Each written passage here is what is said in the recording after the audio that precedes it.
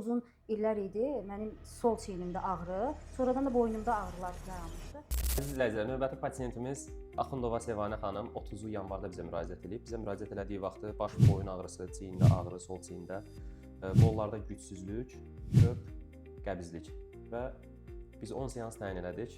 10 seansın nəticəsini istəyirik ki, bizlə paylaşasınız. Necəsiz Sevanə xanım, özünüzü necə hiss edirsiniz bizim prosedurlardan sonra? Çox sağ olun Firuzi bəy, mən özümü demək olar ki, çox yaxşı hiss edirəm. İlk öncə köp, qəbizlik falan, onlar hamısı demək olar ki, tamamilə yox oldu.